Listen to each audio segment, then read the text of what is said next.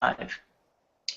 Welcome, everyone, to the first episode of the Kay Fabian Hour. I am one of many hosts of this show. I am Captain Trevor Charity, and you are currently aboard the SS Trevolution. And here are my other ghosts. Hi, fans. It's me, Joe the Greeter, and this is Ghost Head Talk. Oh, dang it. This is the Kay Fabian Hour, and I'm ready to believe you. And our other host, waiting in the wings.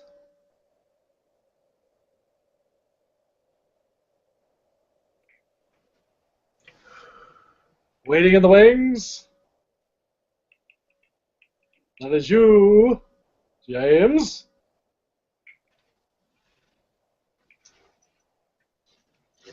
You died. Oh, what did I got you?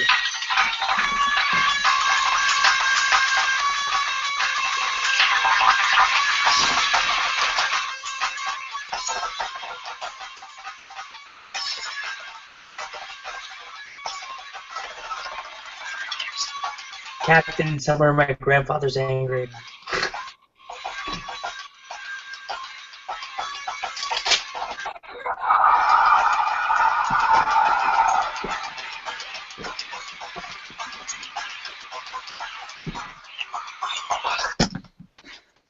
I'm here. Apparently. Welcome to the Kay Fabian Hour. So, boys, how are you guys doing? Well, I'm You just go ready to rule again, take back what's mine. Well, Even my proton pack can't handle that wimpy emo makeup that you're wearing, bro. This is Japanese war paint, Joe. Somewhere my... Yes. he does have a point. I did visit Japanese coast before. Yes, but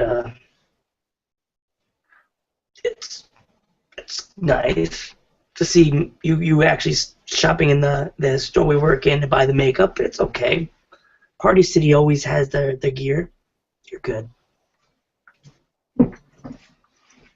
Lipstick ready for a send off for James. I would flip you off right now, but I'm trying to keep the show PG. Well, we have this, we've had some quarrels in the past, boys, with Wrestle Talk and everything. But don't worry, everything's going to be smooth sailing on the show. Everything is going to be uptight, because I'm its captain, and we're going to run perfectly. Enough with the cheesy sale puns, Trevor. Why are we here? Well, we're here to do what we love to do, and that's talk about pro wrestling. So, boys, I don't know if you guys have caught on Payback. What did you guys think? James, you go first. Well, it was an eventful night. I was looking forward to what everyone was looking forward to, and that was the debut of Finn Balor. But that wasn't the case, because it seems to me the most important thing of the night was the Roman and AJ match. And, the McMahon's coexisting again, but we'll see how long that lasts. What did you guys think? I thought the pay-per-view was very good, except for the baddest guy in the room, Mr. Enzo, had to get hurt. It happens in wrestling, Mr. Kaz, he had to get injured, but, it had to happen a certain way. It was kind of sad to see someone get injured so bad. The main event was good. I'm a fan of the faces, but my grandfather in my ears telling me that, the team that won the match, I give them credit. They played a good match till the injury happened. The pay-per-view needed a little more oomph. We're gonna see Finn soon. Just guarantee it. Bullets all on you. You spit it, Trev. Well, I thought the pay-per-view was, it was okay. It was definitely good for the new era. And I'll give that all. I'll talk about that later because that's another problem I have. I thought the pay-per-view was alright. I thought the match of the night personally was Owens versus Zayn. That blew off the roof of that place.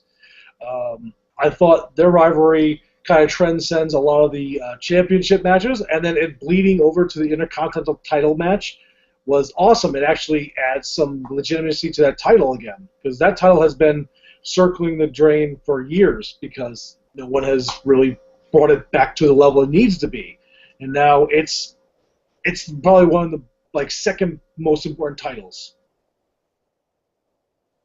I agree.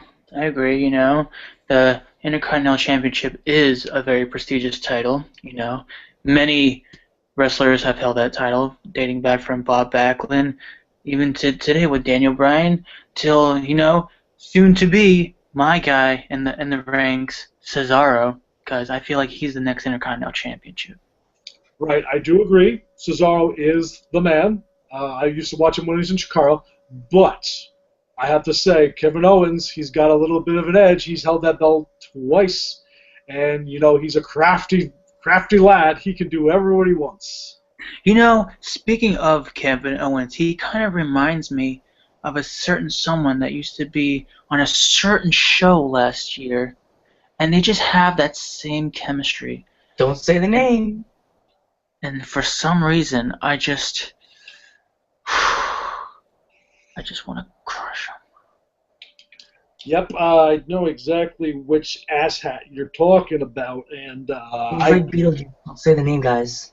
Don't say the name. I will not say his name. I will not say his organization. He's no longer part of this show. He's no longer part of unprofessional wrestling.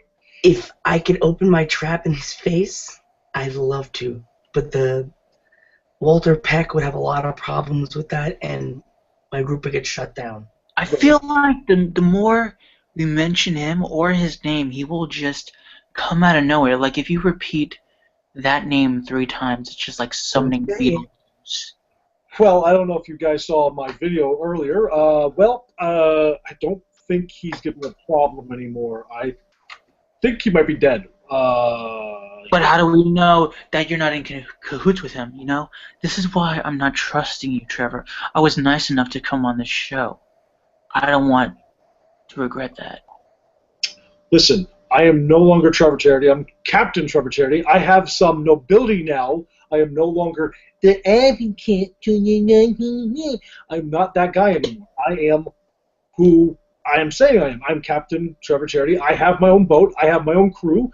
I show some respect to people now. I am not here to destroy the press of wrestling. I'm not here to do that anymore. I'm here to be me, and that's a captain of a vessel.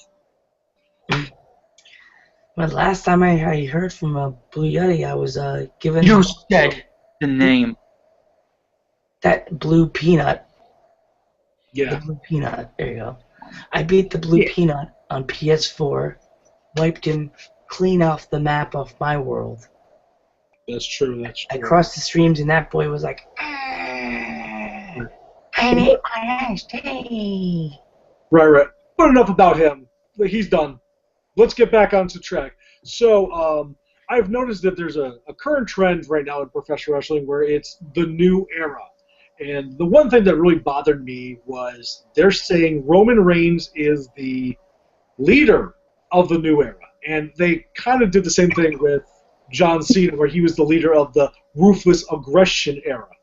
And I can't buy it. Gets under my skin because I know that AJ Styles, Cesaro, Sami Zayn, Neville, Kevin Owens, all these guys are so much better than him, and I don't think they give them the just due. Not just yet, but I got on my skin that Roman is the leader when all I hear is, a shower of booze. What do you guys think? James? I think it's typical, propaganda marketing. Vince hears the booze, sees how long it goes on for. That's why he kind of handed Stephanie and Shane the power to see if they can get rid of the booze and try to bring in more substantial matches that'll lead up to a world championship match with Roman, and maybe, who knows, maybe he could take on a bad guy, maybe he could take on a good guy. Either way, they're not booing Roman. They're booing the matches he's up against, because sometimes he can face one guy and the chemistry might not be there, and that's why the audience declines. Do you get what I'm saying? Yeah, I do. I do. Justin? No, Justin. Sorry. Justin's on my brain. He should be here, but Joe? They're not saying boo. They're saying boo earns. They want Mr. Burns to come out and be like, excellent. Can you wrestle Mr. Smithers? Okay, Mr. Burns. They're saying boo earns. They're not saying boo. This is rough. I'm not a fan of Roman Reigns. If I saw him on the street, I'd probably be like, dude, just go heel. Just go heel. Fans are getting sick and tired of your, I'm not a good guy. I'm not a bad guy. That stupid smirk, to quote one of my favorite YouTubers. He does that stupid smirk like, put him up, put him up, put him up. Just go heel. Grim, man, too bad we can't get Grim to come on our show someday. Never know. But yeah, I can't stand how Roman Reigns is being booked. He needs to be a heel, not a face, a heel. Right. The only problem is I feel that WWE is waiting for John Cena to come back, and so they could probably turn Roman heel, because let's face it, who makes more merch money than Roman? John Cena. And I can't believe I'll be actually saying this. I can't wait for John Cena to come back, because let's face it, at least he is charisma, and he acknowledges that he gets booed, but it's like, hey, we're still gonna have a good fun. Roman's just like, whatever. It bothers me. He does that stupid smirk, right? Yeah, but I feel like he's like that typical popular high school girl that week in and week out he's like, I'm not a bad guy, I'm not a good guy, I'm the guy. That's like saying, I don't have AIDS, I don't have STDs, I just have gonorrhea. Like James Axel does. Well, anyway, and speaking of another guy that, is dealing with Roman, we have AJ Styles, who is, by part, probably one of the most popular faces next to Dean Ambrose, and he's dealing with his former Bullet Club members, Carl Anderson and Luke Gallows, and they're setting up the club, and it looks great. But I'm not gonna lie. The last time AJ Styles dealt with the Bullet Club, they turned their backs on him and left him, not a bloody heap, but he was laying down at in Tokyo, like a Tokyo center, and it's still gonna be it's gonna happen. They're gonna turn on him. Like, when do you think it's gonna happen? Extreme Rules, the night later? I will tell you, first and foremost, I feel like AJ is a good guy. He wants to do things by the books and his own way. He doesn't need backup. When Gallows and Anderson had Roman, like this and everything, and they gave AJ the chair, they just said, AJ, make him suffer. Take him out and everything. You want this. You're doing this for the belt and everything.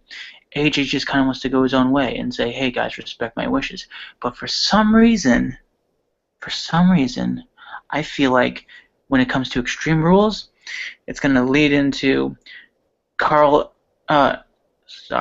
Anderson Gallows see him as the weak link. That's why they're going to attack him. And then that's when Finn is going to prevail. And then before you know it, Bulletproof will arrive. Right, yes. Joe? I think that the pay-per-view, Extreme Rules, only on the WWE Network. For $9.99. Ding, ding, ding. Sponsored. I think that the match is going to be a good match between AJ and Roman. Back and forth, back and forth, back and forth. And then Roman hits the Supergirl punch and hits the spear. Hits AJ hairstyle, knocks him out. Boom, 1, 2, 3. Then the boys come out, go, "Oh, you're okay," and then they hit him with the incredible kick, boom, and he tries to get up. The guys get out of the ring. Lights turn out here, like guns loading, and AJ Styles is knocked out in a pile of blood in the middle of the ring, and then that's how the show ends. Right, right. Well, yeah, I kind of agree with. I echo a lot of the stuff you guys are talking about. I believe that he is going to be.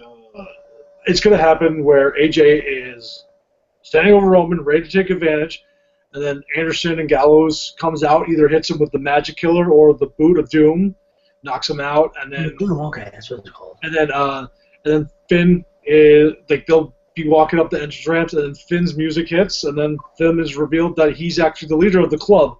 I'm guessing they're calling it the club because obviously they don't have Bullet Club's rights, but it's still a good name. And I have a feeling that AJ will lead into the fight with Finn, and it'll end the fight between Garnet Fructis versus Wet Hair. Because let's face it, Roman's hair is so wet. What's wrong with him?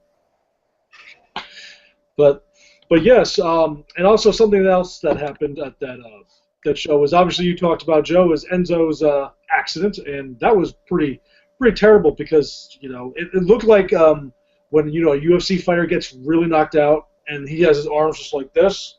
Yeah. The part that actually scared me the most was I don't know if you guys noticed this, but when he was breathing, he was like that's why he was wearing a mask. I just choked on that myself. Like it was scary.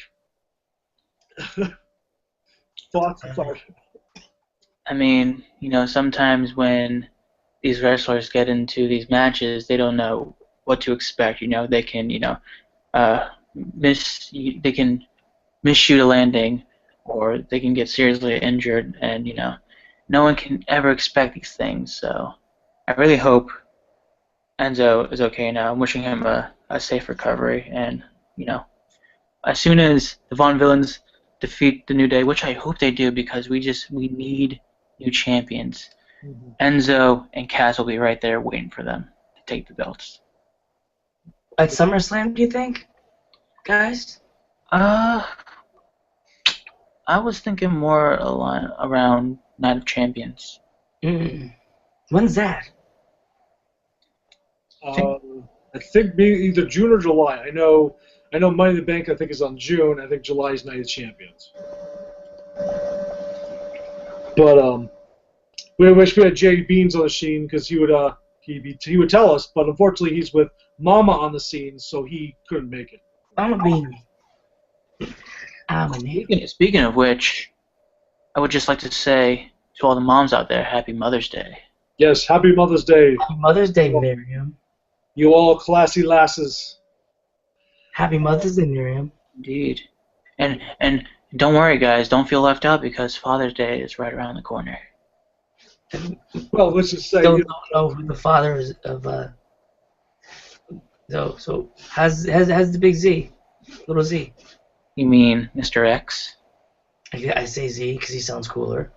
Well, for the people that don't know, yes, people, I am a dad. Oh, God. I am currently raising, my prodigy, my future champion, if you will.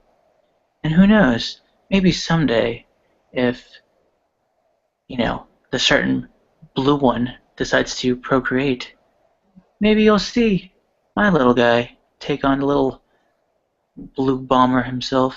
You never know. Blue butthole? Well, we know that guy is a cretin and he'll never ever see a vagina ever. So, but back on track. And with recently we just found out that WWE released a few wrestlers that they felt they no longer needed, and a couple of them were it's unfortunate because like a lot of them were pretty good, like Damien Sandow, King Barrett. There was a lot of wrestlers that had potential. Obviously, there was some that didn't, like Cameron and El Torito, but it's terrible, I think. And what are your thoughts on that? Well, I thought it was really upsetting when I found out the news because I was honestly heartbroken about one wrestler in particular by the name of Santino Marella, because when he debuted, he was just the regular guy in the crowd, and when he went up against Umaga for the Intercontinental Championship, with the help of Bobby Lashley, of course, Um, when I saw that match, it made me think like, man, anyone can be a wrestler. People can just be picked out the crowd by Vince McMahon and be thrown into a match, and then soon after you land a wrestling job, and before you know it, you're everyone's favorite. So it's sad to see him go. Yeah. Joe, was there anyone that affected you the most?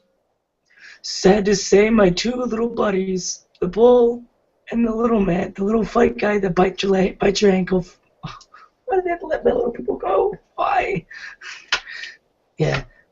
AKA girl bye, literally girl bye. Peace out. Pick your pink slip up after you leave the building. Yeah, it was sad to see Hornswoggle and El Torito go, but when you think about it, Vince probably hired them to be a gimmick, just because they're small. Oh, let's have a WLC match, even though that was actually entertaining.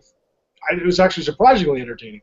For me, I think King Barrett and Damien Sandow being released was the worst because they both were given, crap, crap gimmicks, and they made it. Like, I loved Bad News Barrett. I loved Mizdow. It was hilarious. Just hilarious that, Mizdow would go out his way and outside of the ring imitate the Miz. And it was funny. It made everyone laugh. People cheered Mizdow over the Miz, which obviously was supposed to be his face, But people really loved Bad News Barrett, and then they decided to make him King Barrett, and it was just those guys deserve better. And I'm kind of glad that they're let go because now they have better chances, like on the Indies. They might get hired by New Japan, ROH, or PWG. They have better chances. Yep. I mean, yeah, you're right there. They could go off to those types of companies and eventually kind of reinvent themselves and find their way back to WWE eventually. If not NXT, something. Yeah. I don't know if you ever seen this on a YouTube. Did you know one that got fired, Cameron? Did you know she accidentally pinned her opponent upside down? I believe it. No, it's serious. The girl was upside down. She gave her a leg drop. It was what's her name from the Team Bad? What's her face? Her old partner. Naomi. Yeah, I don't know if you saw that. It's on the network. The girl's upside down, face down. She gave her a leg drop, covered her, and said, "Pin her, pin her." And the referee's like, "Why?" I gotta check that out.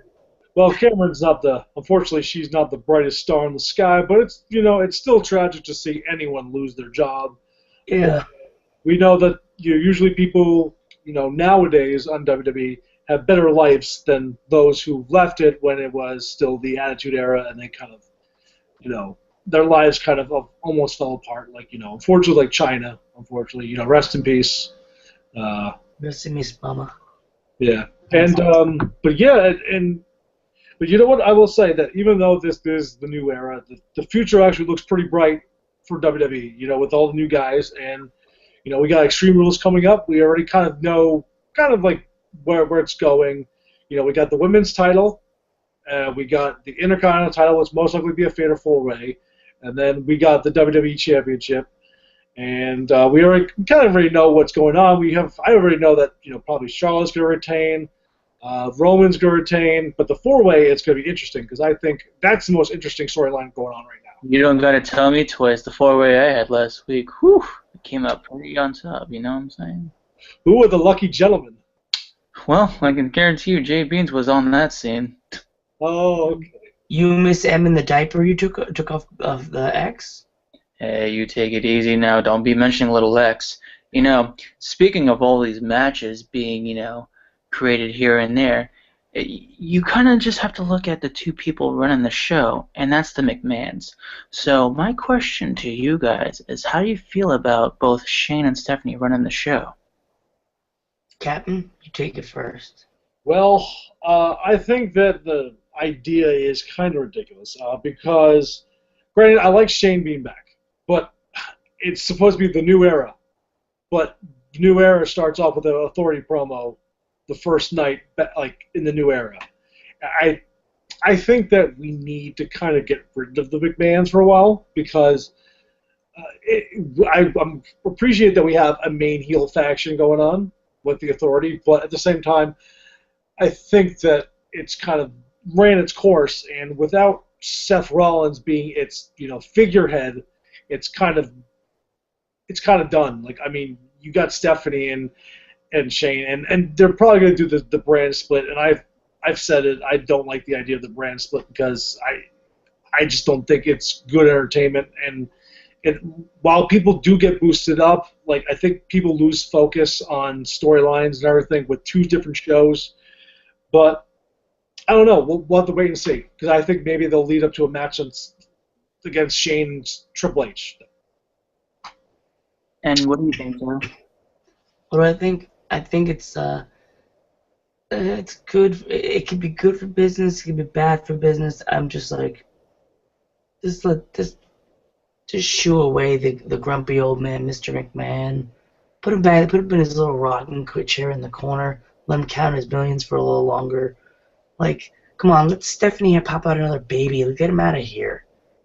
Have Triple H go bench a freaking house. Go at it. Go find a lake to fish in, bitch. Get out of here. Go. Just the lake. Yeah. Well, I feel like the night after WrestleMania, Shane put on an amazing show with The Undertaker. Like, as soon as he leaped off that Hell in a Cell, which I called, by the way, I've been predicting that for weeks. I knew that was going to happen. However, I didn't think Undertaker was going to dodge. I thought it was going to be like the whole, like, Mick Foley thing all over again, but, with Shane landing on The Undertaker. But, nevertheless, I thought, Vince was amazed and shocked about, like, how Shane would go the extra mile for the company and do whatever he would do whatever it takes to take back what's rightfully his, because Vince ran his course, Stephanie ran her course with Triple H. Give Shane a try. And so far, the past couple weeks when Shane was running the show, he was doing things his way, and it was getting more attention, The audience was feeding off of it, but everything was almost too perfect. That's why Vince had Stephanie step in to kind of just, like, have that feud going on, make everything a little uneven and just see where things go. And if you noticed during the AJ and Roman match at Payback, you can see how they're kind of like one-upping each other, restarting the match, because they shouldn't have to end Payback on such a sour note with like a DQ and then just fade to black. You know what I mean? What do you guys think? I think that you're right. Okay, go. No, you go ahead. Go ahead. I think that the way that match ended was interesting. I would have did it in a different fashion. I think I would have definitely had like the whole club thing start up, and then AJ goes, no. I don't want it to do with it. That's when he turns around and gets the Supergirl punch and the spear. AJ hair falls off. I think that WWE needs to go and try to bring back the way that they used to have. Like, is he a face? Is he a heel? Then make it look like he's a heel, and then he comes in, he's a face. But like, confuse the fans. Like, give him a spy camera. Remember in the Attitude Era, they had that spy camera? Exactly, keep the audience guessing. Yeah, trick him. Do like a horror movie. Is he on our side? Oh, why is he stabbing that person? Why is he shaking McMahon's hand? Well, the interesting thing is, I found out through another podcast, the Sam Roberts podcast. He said that they might be actually doing another podcast on the network with Mick Foley and Shane McMahon, and Shane McMahon is going to be doing a tell-all, telling them exactly what happened and everything, and to kind of pull the curtain a bit. Apparently, Shane was having some creative differences with Vince in the back. And that's why he kind of left, because he didn't feel like he was getting what he wanted, and obviously Triple H was pushing a little bit more in. But I mean, that's hearsay, But we'll hear from what he says. But what I think that it's interesting that we still haven't found out what Shane has on Vince. Like, he's supposed to have that thing over Vince that says, "Oh, I can do whatever I want." I want to know what it is. What could it be? what's in the lockbox. Exactly.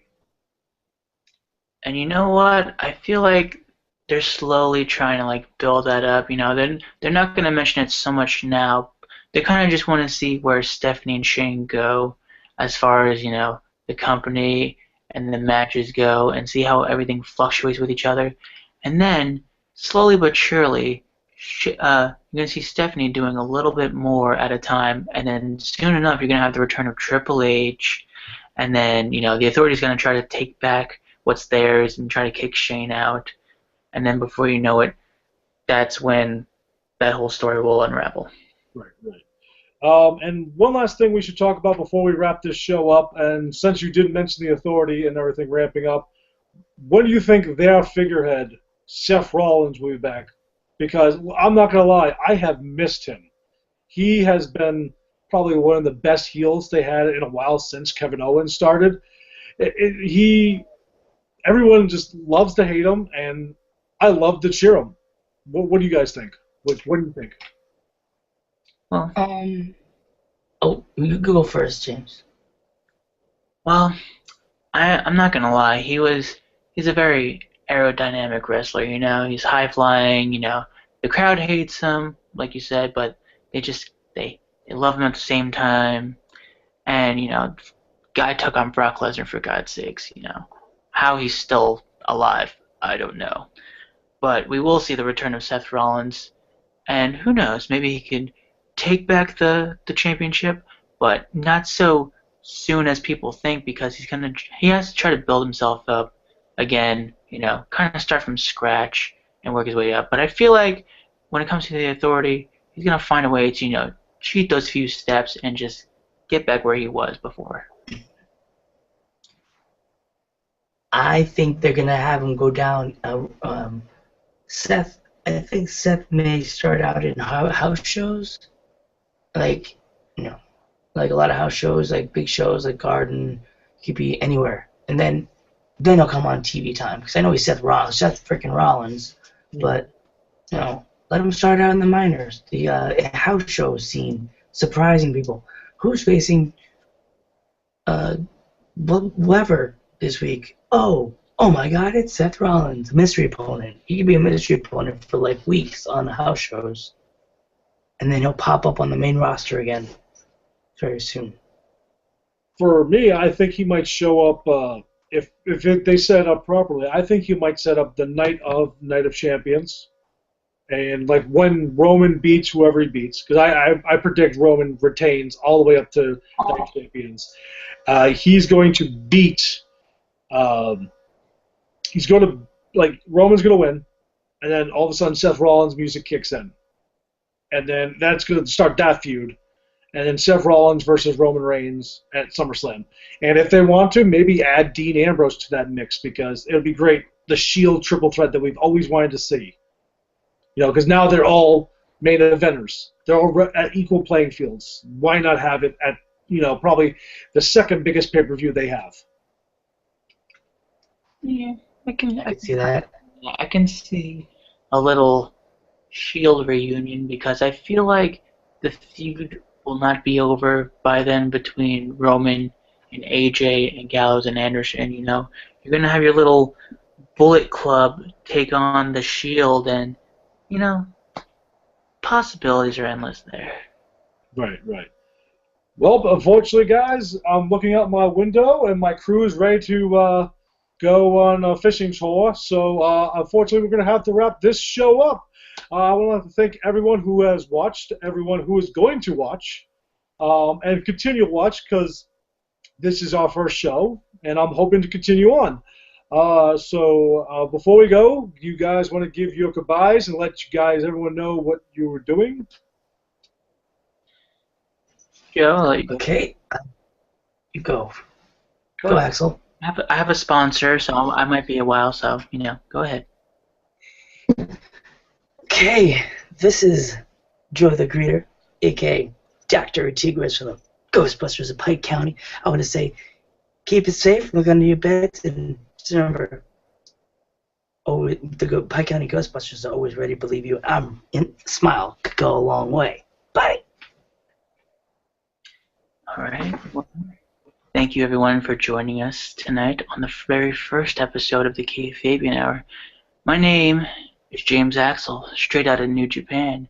And if you want to meet me, I will be in New York City tomorrow for a concert.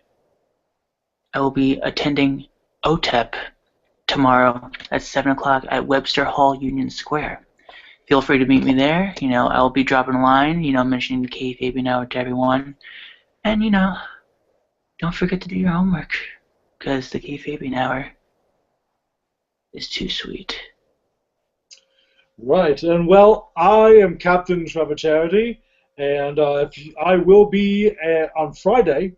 I will be attending Cedar Point because now I do live in Ohio, and I'm going to probably one of the top roller coaster capitals of the world, and I'm going to be there pretty much by myself because I'm a captain. Everyone else is poor because they can't afford tickets. But still, I will be there, so if you want to meet up. Also, I am starting a new web series. It's called Shadow Marrow. Sorry, salt water in my mouth. Shadow Mallard 00. It's a parody show where we talk about people who are way too much into a fan thing, and he's going to do reviews of varying nerd topics. So, What do you mean? What are you talking about? hey. I'm talking about obscure things, okay? Like this dude here, he did not like Civil War, so that's about it. That's all I'll say. So, I'd like to thank everyone for joining us on the Kay Fabian Hour, and I'll see you later. Bye.